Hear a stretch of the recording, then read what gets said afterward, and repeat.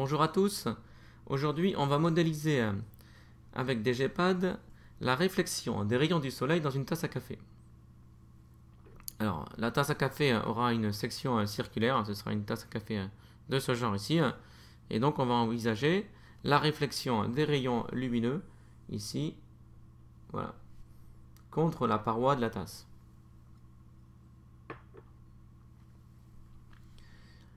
Alors, on va modéliser la situation vue de dessus, sans prendre en compte le fait qu'il y a une inclinaison, que les rayons, pour entrer dans la tasse, ils doivent être inclinés, mais ça, on va le négliger ici. On va considérer que les rayons arrivent à, voilà, entre guillemets, ou alors que le liquide serait juste à le café serait juste au sommet de la tasse et qu'ils peuvent, comme ça, en rasant, entrer dans la tasse, sans avoir à être inclinés. Donc, on fait une représentation en vue de dessus de la tasse. Donc, pour ceci, on va donc créer un point A qui va donc être le centre de la tasse. Et ensuite, on va créer la tasse elle-même. Donc ici, avec un point B ici qui sera mobile. Alors, on a besoin ici... c'est tout, voilà. Alors ensuite, il me faut une source lumineuse ici. Alors on va considérer que le soleil est infiniment lointain. Et comme le soleil est très loin de la tasse, donc les rayons peuvent être considérés comme parallèles.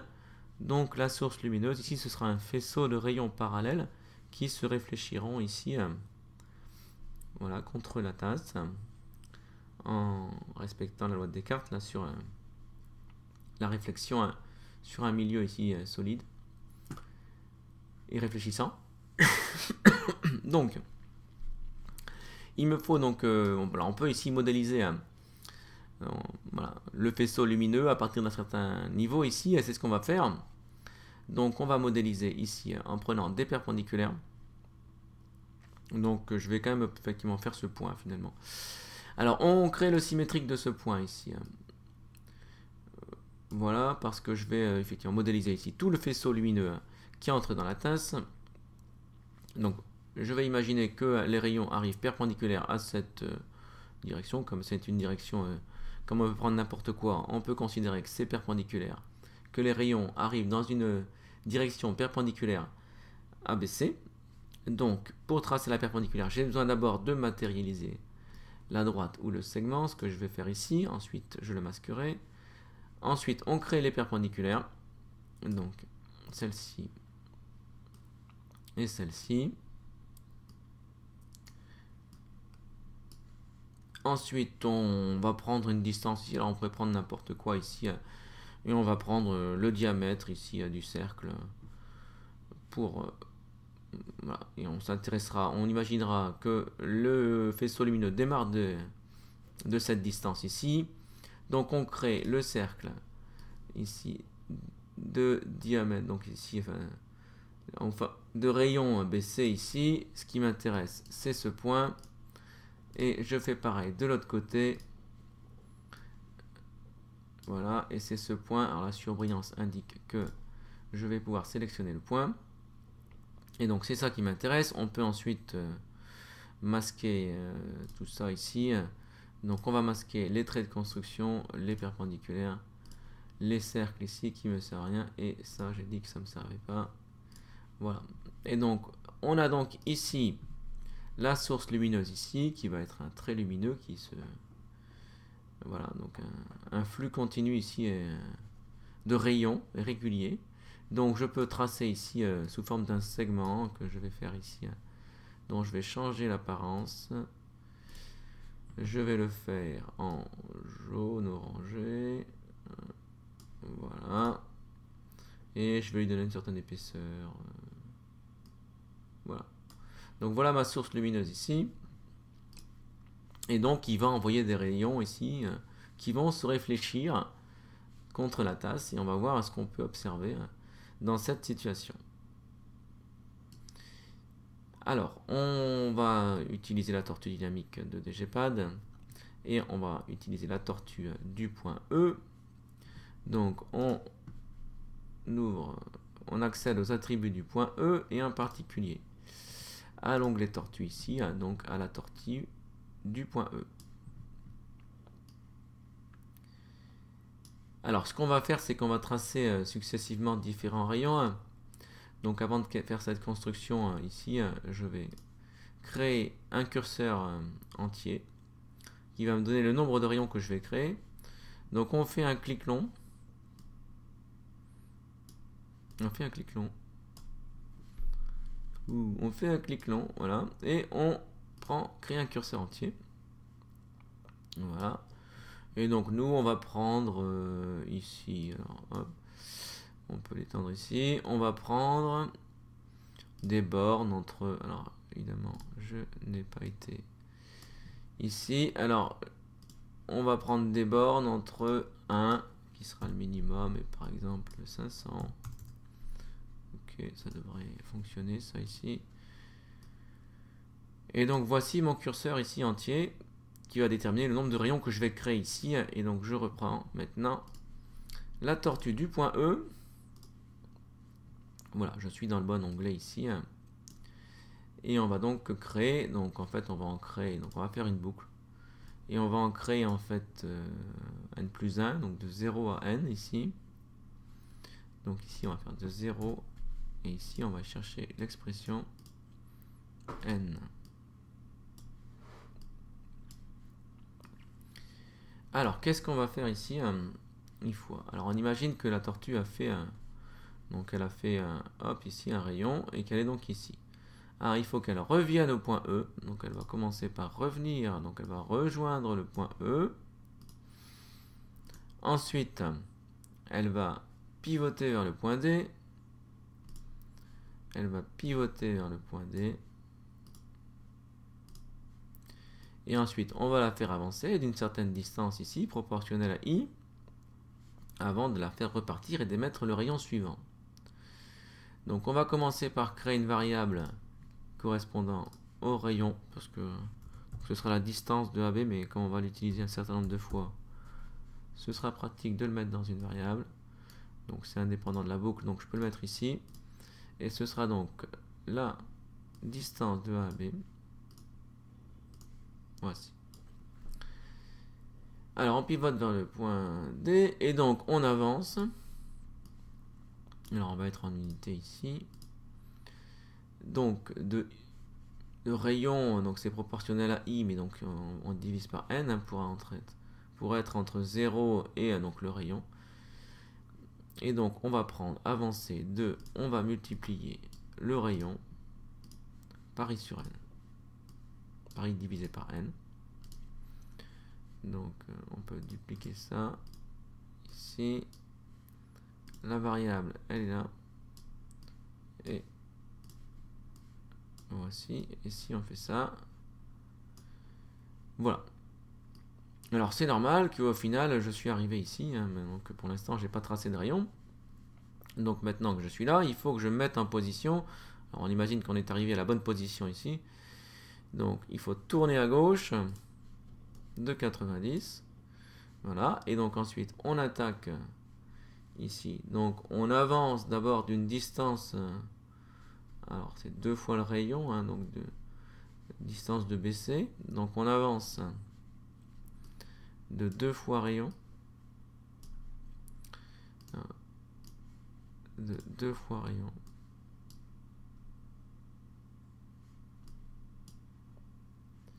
On avance de 2 fois rayon. De 2 fois rayon. 2 fois rayon. Et donc là, on va arriver. Et on va arriver. Alors on voit rien parce qu'on est revenu. Alors c'est ça le problème, c'est que. Ah bah si, non, effectivement. Donc on arrive ici. Voilà, on est arrivé là. Bien. Alors donc on voit que juste avant de rejoindre le point E, il faudra lever la tortue, lever le stylo.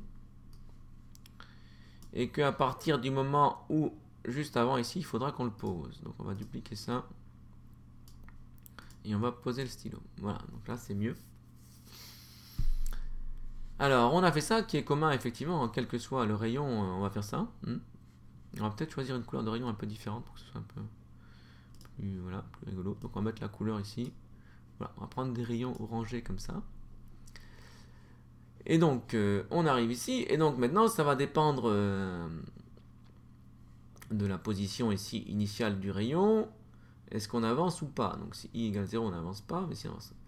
Alors, il faut calculer cette longueur ici. Hein. Voilà.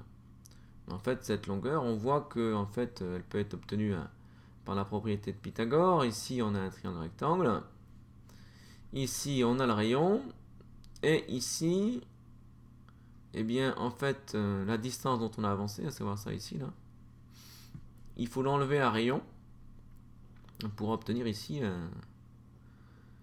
donc la distance ici. Donc la distance entre le centre et cette position ici, donc qui correspond aussi à la distance de là à là. On peut créer une nouvelle variable pour cette distance, variable que l'on va appeler r, comme petit r, comme voilà, petit rayon ici. Et donc ensuite, on va donc dans la boucle fixer cette variable. Donc attention de ne pas glisser, fixer i ici dans la boucle, qui pourrait poser un problème au script. Donc on va ici le modifier ici, donc fixer r. Et donc on peut désormais l'entrer sans problème. Donc le rayon, on a dit que c'était donc rayon, alors c'est une variable rayon moins qui est obtenu assez facilement, hein, donc moins la distance ici, hein, donc cette variable ici, donc on pourrait aussi la calculer, hein, mais ici on va se contenter de faire ça ici, voilà, donc cette distance petit r, c'est donc la distance ici qui va intervenir quand on va appliquer la propriété de Pythagore pour déterminer de combien on doit avancer. Le retour visuel nous montrera si oui ou non hein, on a fait le bon calcul ici. Et donc ici, une fois qu'on a avancé 2 fois r unité, il faut avancer, donc c'est un calcul du côté, l'hypoténuse c'est le rayon, donc on va dupliquer ça, et on va avancer de quoi? D'une racine carrée, parce que c'est Pythagore. Ouais, je supprime ça, alors d'une racine carrée, et racine carrée donc d'une différence de carré, donc on crée ici donc le carré du petit rayon qu'on vient de créer. Alors la puissance s'obtient de cette façon. Et donc on va créer ici le carré. Alors le carré de rayon moins le carré du petit r, du petit rayon qu'on vient ici de définir. Donc de rayon au carré. Et on peut dupliquer ça. Et mettre ici petit r à la place. Et donc si on avance de ceci, on doit avoir le retour visuel. Et bien c'est bon, on voit bien que mes rayons s'arrêtent effectivement ici à la surface de la tasse ici. Voilà, la paroi de la tasse. Donc ensuite, il faut gérer la réflexion. Alors on voit ici que il faut essayer d'imaginer ici l'angle. Donc la perpendiculaire, c'est le rayon ici. Hein. La perpendiculaire à la tangente à la tasse ici. Donc la perpendiculaire à cette courbe ici. C'est le rayon. Donc on peut, alors on va le faire, on va le positionner ici juste le temps de la réflexion ici. On effacera ensuite ce petit segment qui va me permettre juste de comprendre un peu ce que je fais ici. Alors voilà la réflexion ici. Bien. Et donc je vais rouvrir maintenant la tortue du point E. Voilà. En me servant de ce petit schéma ici. Donc on voit ensuite qu'il faut tourner d'un certain angle ici, mais en fait donc il va être le double parce que c'est la loi de réflexion de Descartes ici. Il va falloir tourner d'un certain angle jusqu'à atteindre la paroi opposée ici, et puis on s'arrêtera ici. Le retour du rayon, on le négligera, on ne s'intéressera pas au retour du rayon ici, à la suite, à l'évolution du rayon. Donc tout ça pour dire que, donc vous voyez que cet angle ici, il me faut le calculer. Et donc si je réfléchis bien ici, donc la distance dont je viens d'avancer, là ici,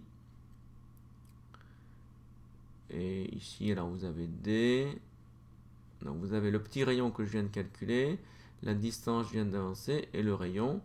Et donc je peux effectivement ici obtenir facilement cet angle. Alors à partir du petit rayon que j'ai ici, on voit que c'est un arc sinus. Et donc il faut que je tourne. Donc l'angle ici, ce sera 2 fois ça, sauf qu'en fait moi ce sera donc 180 parce que c'est les supplémentaires. Ici il faut toujours tourner du supplémentaire. Donc il va falloir tourner à droite de 180. Alors tourner à droite. Tourner à droite. Je vais un peu réduire ici cette taille. Voilà. Tourner à droite. Non, comme je... Voilà, on va tourner à droite. De, alors 180.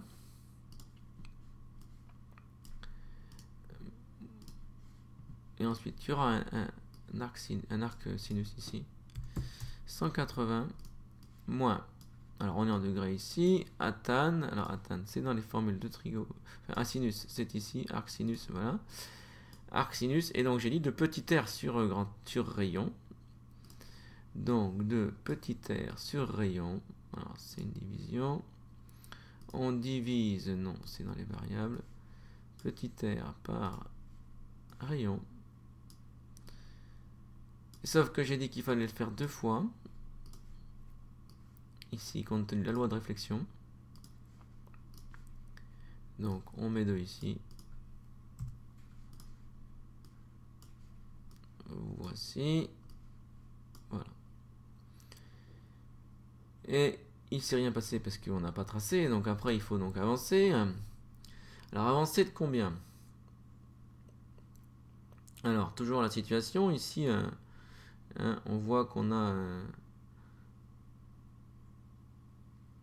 il va falloir avancer de tout ça.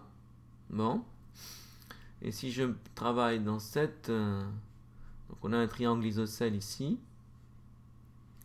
Alors que j'ai pas tracé ici. Voilà. On a un triangle isocèle. Et donc on voit que on va avancer de combien? Et bien cette fois-ci, donc l'angle ici, donc l'angle de réflexion qui est le même, donc c'est celui-là qu'on a calculé, qu'on aurait pu d'ailleurs puis on va matérialiser dans une variable, on va le faire. Et bien il faut avancer de donc rayon fois cosinus de cet angle et 2 fois, et on arrivera ici. Donc on va créer une nouvelle variable que j'appelle angle réflexion. Voilà. Angle R, ok. Et donc dans cette variable donc, que j'ai utilisée ici, eh bien c'est elle. Et donc après, je l'utilise ici. L'intérêt c'est que maintenant je peux m'en servir. Et donc je peux m'en servir pour avancer. Donc on va avancer maintenant en unité 2 fois.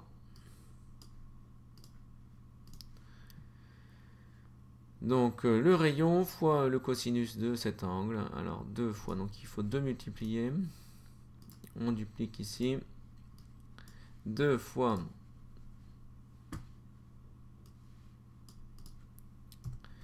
rayon fois cosinus. Alors rayon c'est une variable. 2 fois rayon fois cosinus de l'angle que j'ai déterminé par une variable ici qui s'appelle angle R. Et donc si je fais ça, et si je le glisse là-dedans, et bien voilà, c'est bon. Je m'aperçois que j'ai bien effectivement ici le trajet de mes rayons lumineux ici. Voilà. Alors je n'ai que le haut ici, donc on va faire la même façon en bas en adaptant un peu ce script. Alors, sauf le rayon central qu'il ne faut pas refaire. Donc je m'aperçois que ici on va partir, au lieu de partir 2D. Alors on va reprendre ça ici, on va dupliquer et on va le mettre ici. Alors je vais partir de 0, mais je vais aller à n-1 parce que je ne vais pas refaire une deuxième fois. Alors on va chipoter ici. On va pas faire 2 fois le rayon central. Donc ici on met n-1 Bon, après, hein, on voit bien que le code va être très voisin. Donc ici, donc ce R n'est pas. Donc on ne va pas rejoindre le point E. On va rejoindre le point D. Et on va pivoter vers le point E. Ensuite, on va poser le stylo. On va avancer. Donc ça va pas... on va avancer de ça. Donc ça va pas modifier. On va pas tourner à gauche, mais on va tourner à droite. Voilà. Ensuite, on va poser le stylo. On va avancer ça.